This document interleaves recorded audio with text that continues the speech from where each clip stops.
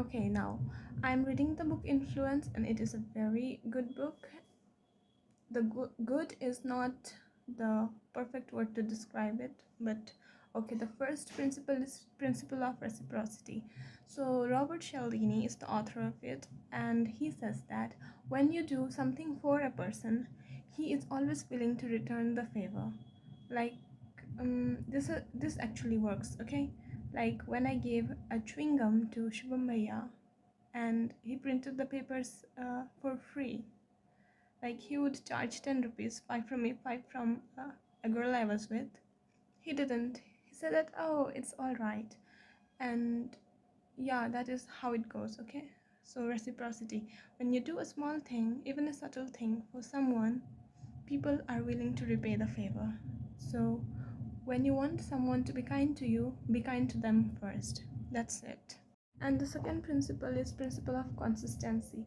Like when a person forms some kind of image in front of the public, he does his best to maintain that image. Like when someone is praised for being hardworking all the time, even in public, he will try to work harder because he wants to maintain that self image, because it makes him feel good about himself. Yeah.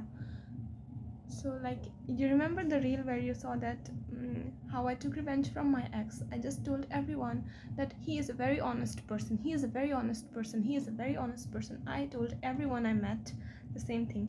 And then my ex had to, not my ex, that girl's ex, had to comply with it just to maintain that image of him. So, that is the principle of consistency. You can use it for your benefit. Okay, so yeah. So the third principle is psychology of persuasion. It just means social proof. See, we are more likely to do the things that we encounter the people that are surrounding us doing. For example, like, do you remember the series? It was very popular. The what it's called? It's a Korean series. Wait, um, yeah, when life gives you tangerines.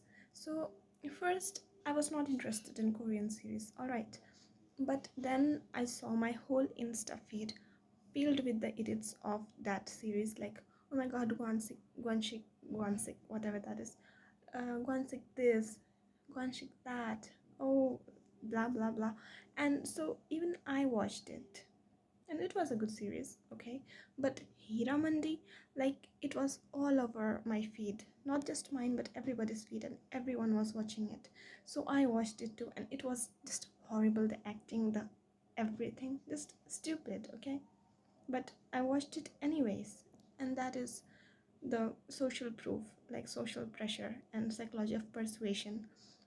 It just means that uh, we are likely to go to the restaurant that is already filled with people, that is already very crowded and hard to get into, even if there is another restaurant which is maybe better than the crowded one but is empty.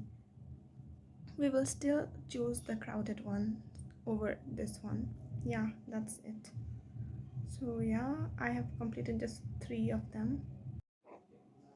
So there was also this story about the Chinese organizing essay competitions for the war prisoners of USA, and in there they would ask them to write the benefits of having a communist government, and they would give out small prizes like some cigarettes or some fruits, just that, never big prizes, because they wanted to make the prisoners think that whatever they wrote was their own opinion. And yeah, for time being it would be motivated by the rewards, but that would not be the case for long term, because if the reward was big they would just write anything down and get the reward. But if the reward was small, later the prisoners will think that what they wrote down was their original opinion, and they were not forced for it, or there was not this big extravagant reward they were getting, and still they decided to do it because they agree to it.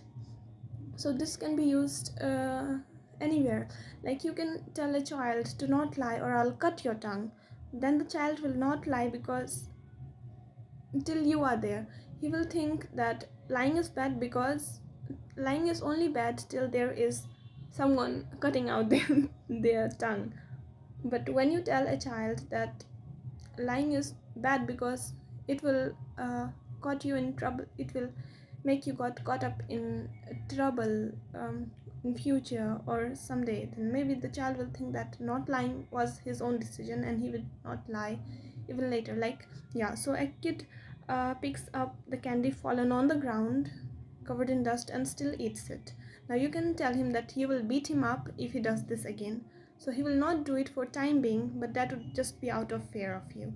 But if you tell him that eating the candy from the floor will cause him illness and sickness or will affect his health somehow, maybe the child will think that not eating the fallen candy was his own decision and will maintain this attitude and this behavior will be consistent even in the future when you are not watching them or you are not there to threaten them.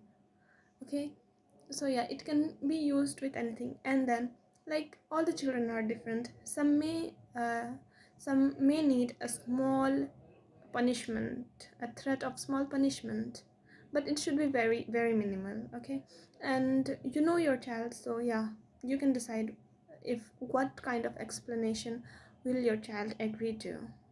That's all I have learned till now, and I'm continuing the book. It is a masterpiece. Yeah, good is not the word, but masterpiece definitely is.